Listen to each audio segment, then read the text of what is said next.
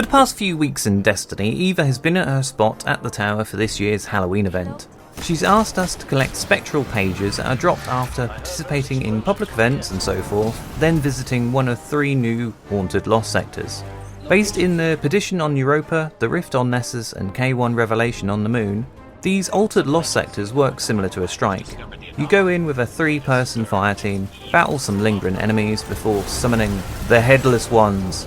You have 5 minutes to kill at most 10 Headless Ones before defeating the final boss.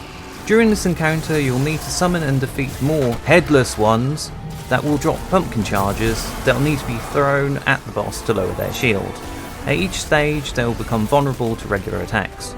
Do this 3 times and you complete the haunted lost sector. You'll be rewarded with the event currency of candy. Spectral pages you had will be turned into manifested pages based on the number of Headless Ones you killed, and more importantly, a selection of the event weapons. This year the event drops the Horror Story Auto Rifle, the Braytech Werewolf Auto Rifle, and the Jurassic Green Pulse Rifle. As you turn in your manifested pages to complete Eva's Book of the Forgotten, you will also complete a number of triumphs that will unlock rewards, most notably the Headless Horsepower Sparrow. Unfortunately, there's no event ghost or ship this year. The event is fun, a nice break from the normal action, but I completed it in a few days. In total, you needed about 127 spectral pages to be turned into 27 pages in the Book of the Forgotten, and about 27,000 candy to purchase event masks that were tied to triumphs. After this, as long as you keep wearing your mask, any candy you can collect will go towards loot bags offered by Eva. Drop in weapons, armour and possible enhancement cores, I've yet to do this. I'm currently saving up 65,000 candy so I can open 50 bags for my next video. I'm almost there. But after completing the goals of the quest, the event again becomes irrelevant and most people will ignore it. Farming for the perfect horror story Braytech Werewolf or Jurassic Green is a good way to keep it interesting, but they're not great guns. There are better alternatives, so it really only offers you a farm for legendary shards by scrapping whatever guns you get. Fingers crossed I land on Europa for this event, as it offers the best visual experience. Hey, finally. So when we start this, you've got this section where there's going to be enemies. They don't really serve a purpose to actually progression. The only thing you really need to do is make sure that your entire team is about at the same time, because once you get past this point, that's where your 5 minutes actually start. So you really need everyone there at the same time. You do get bounties from Eva, which will help you with XP, Bright Dust, and XP on some of them. One of them requires you to kill about 125 enemies. That's really the only benefit, but that's only if you do it in just one sitting. And if you're going to do a couple of these, you're still going to get it, so that beginning bit is just really causing more issues than anything else.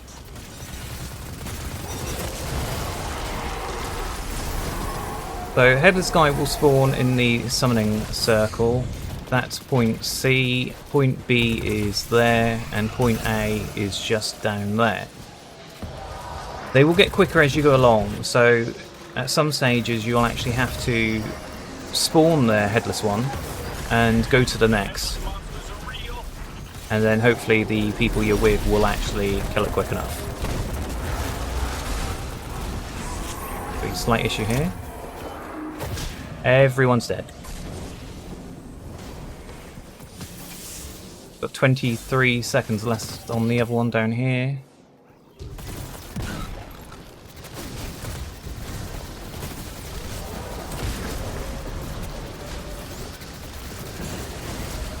I think the quickest I've actually done it in is probably left me about a minute remaining. And you just sit, just stand around for a minute doing absolutely nothing. But other than that, you could get 7 and go up all the way to the 5 minutes and nothing actually happens, so... You can miss a couple of them and still be able to get your 10, but... kind of want to get them all.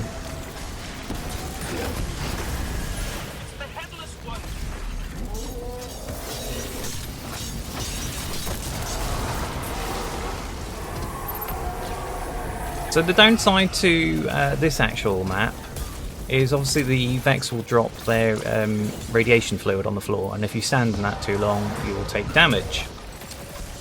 But it's not as bad as what you get on Nessus. Nessus you'll get slowed depending on what kind of feats are active on that planet. And then you'll get exploded, which is really fun. So while they're dealing with that, we'll move forward.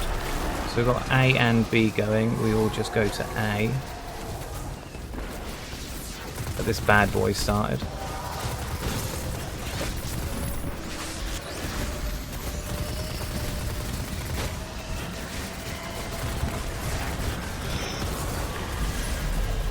Right, he's there. Blow him up for that. Post.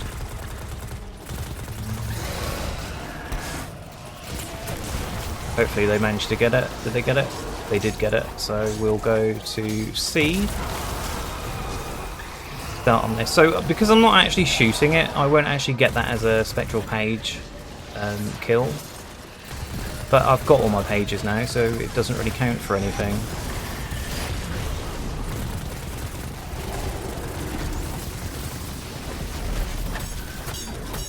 You would do that, wouldn't you?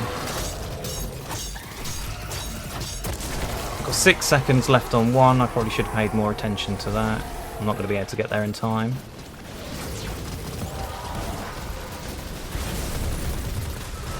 So if we can get this one to spawn and then another one to spawn, we should have our 10.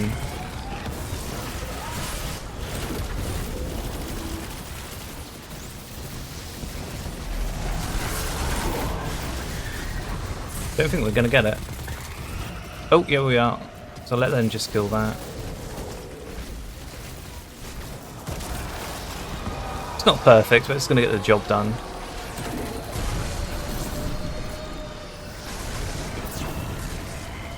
Yeah. I've never seen that before. Obviously that was more fluid that he's walked in.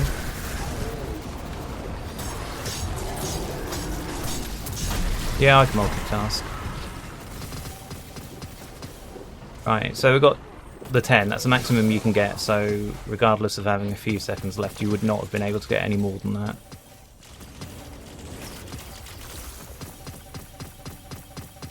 Picking up as much candy as I can. Should go to the postmaster, but I never trust him. While it's there, just get it.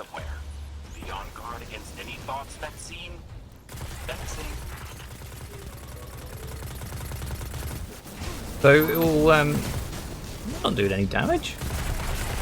Yeah, I'm looking at the wrong side.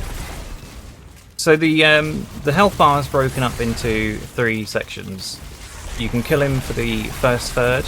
Then you'll have to get some of the pumpkin charges to lower his eventual shield, such as that. Then take the next third, and then you can then kill him again. Finally, kill him. Oh, that's too many here.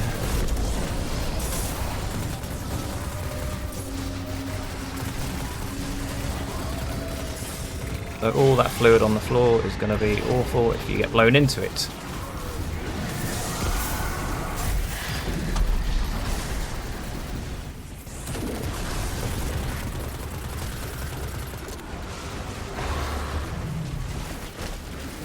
So yeah, it's probably best if you stick with your team for the whole kind of event, but you're never going to get that, not in a matchmaking game. So they've got some pumpkin charges over there. Again, you should, in theory... They're dead again. Leave one to each member, because I think that causes an issue where you don't take down the right amount of health each time on the shield. Come around here. And again, sometimes they'll end up in the festive tree for some reason if you don't throw one. I don't know what that issue is. I see one floating around. It's the other one.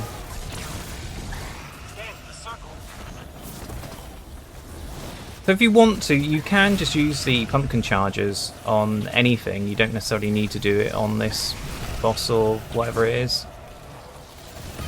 so you can actually then get more and more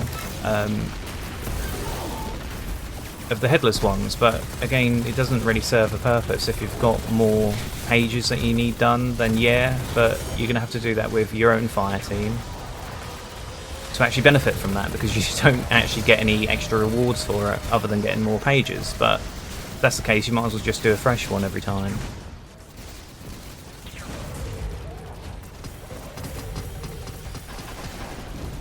Only we've got 12. Yeah. I mean, in a good go, you probably would have actually done it right now. Oh, actually, we would have done that. I didn't realise we were actually in damage phase. Don't die. See that coming. And that is it. That is your Haunted Lost sector. The other two on Nessus and the Moon can be easier, can be harder, but it's just darker. I mean, it's just so much light in here because of the planet we're on. So, yeah. Happy Halloween, everyone. And that's this Halloween event in a nutshell. It's also probably the peak of my capability of creating a video like this in Vegas, as the program just can't cope with editing, ironically. I'd love to add a flashback scene in this bit to a part of the montage in last episode, but I don't think it could handle it, so I'll just have to explain it.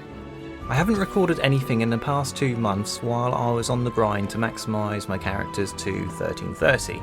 I've now done that. Deadly has been MIA in a similar way to how he was last year, so I don't think he's coming back. So going forward, I'm playing solo.